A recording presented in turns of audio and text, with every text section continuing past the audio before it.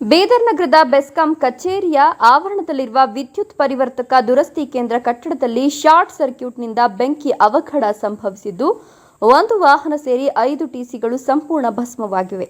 Short ಸರ್ಕ್ಯೂಟ್ನಿಂದ ಹೊತ್ತಿಹುರಿದ TC ದುರಸ್ತಿ ಕೇಂದ್ರ ಕಟ್ಟಡದಲ್ಲಿ ದಿಢೀರನೆ ಬೆಂಕಿ ಆವರಿಸಿಕೊಂಡಿದ್ದು, ಇಡೀ ಕೇಂದ್ರಕ್ಕೆ ವ್ಯಾಪಿಸಿ ಧಗ ಧಗ ಅಂತ ಒತ್ತಿ ಹುರಿದಿದೆ.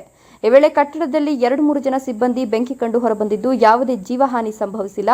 ಸುದ್ದಿ ತಿಳಿದಂತೆ ಸ್ಥಳೀಯ ಅಗ್ನಿಶಾಮಕ ಠಾಣೆಯ 3 ವಾಹನಗಳು ಸ್ಥಳಕ್ಕಾಗಮಿಸಿ ಬೆಂಕಿ ನಂದಿಸಿದ್ರು. ಹೆಚ್ಚಿದ ಬಿಸಿಲಿನ ತಾಪ ಹಾಗೂ 140 ಡಿಗ್ರಿ ಸೆಲ್ಸಿಯಸ್ ಶಾಖ ನೀಡುತ್ತಿದ್ದರಿಂದ ಶಾರ್ಟ್ ಸರ್ಕ್ಯೂಟ್ನಿಂದಾಗಿ ಬೆಂಕಿ ಕಾಣಿಸಿಕೊಂಡು ಧಗಧಗ ಹತ್ತಿ ಉರಿದದ್ದನ್ನು ಕಂಡು ಸ್ಥಳೀಯರು ಇಲಾಖೆಯ ಗಮನಕ್ಕೆ ತಂದಿದ್ದಾರೆ.